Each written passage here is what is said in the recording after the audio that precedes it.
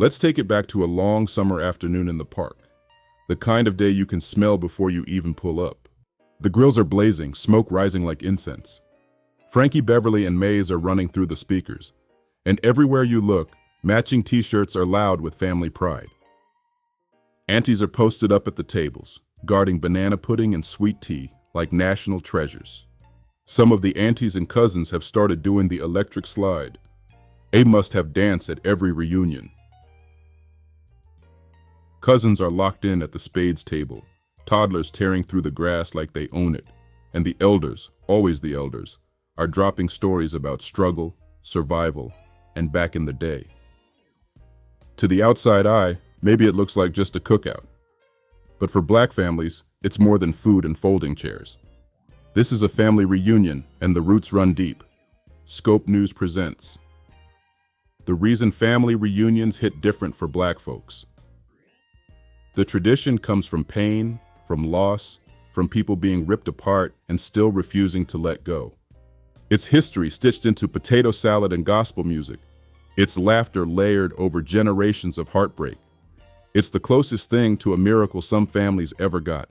Think back to slavery. Families were torn to pieces, sold off like property. Mothers losing babies, husbands losing wives.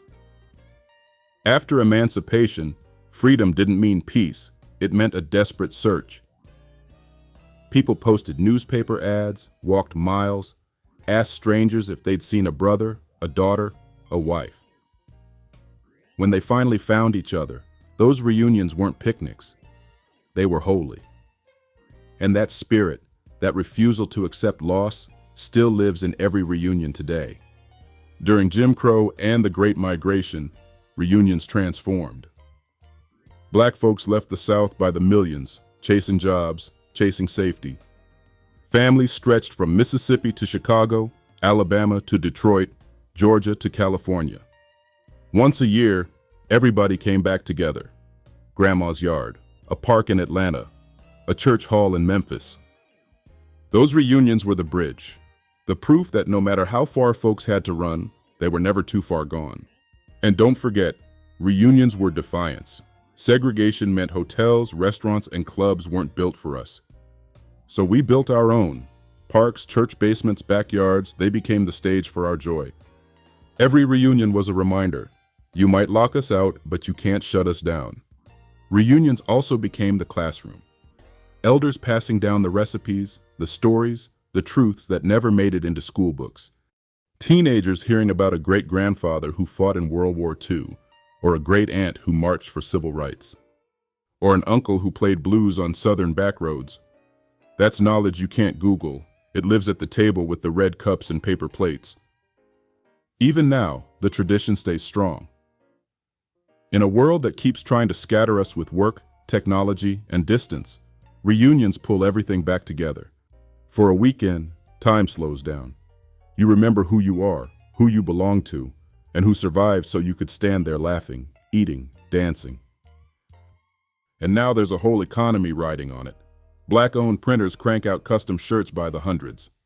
Caterers and DJs book out weekends, and bus companies line up charters to carry cousins from Philly to Alabama or LA to Louisiana. Hotels and parks know reunion season like clockwork, late spring through the hot stretch of summer, and entire cities depend on that wave of family business. What started as a private act of survival has grown into a cultural industry that keeps money circulating inside the community. Family reunions aren't lighthearted rituals, they're proof. Proof that Black families refuse to disappear. Proof that even when the system worked overtime to erase us, we carved out space to celebrate each other. That's why the music slaps harder, why the food tastes richer, why the laughter feels heavier under that summer sun. Because reunions aren't just for the people sitting at the table. They carry everybody who never made it home. Scope News tells the truth. Here are the facts. This report leans on records from the Library of Congress, oral histories collected by the Federal Writers Project, and research from historians like Wilma Dunaway and Leon Litwack, who traced how Black families rebuilt after slavery. Contemporary studies of African American migration, tradition, and culture reveal how reunions became acts of survival, defiance, and memory. and how they've grown into a seasonal economy supporting Black-owned printing, catering, and travel businesses. Legal disclaimer. This content is created for educational, informational, and entertainment purposes. Scope News works to reflect history with accuracy, but errors or omissions may occur. Viewer discretion is advised, as this report addresses slavery, segregation, systemic racism, and generational trauma.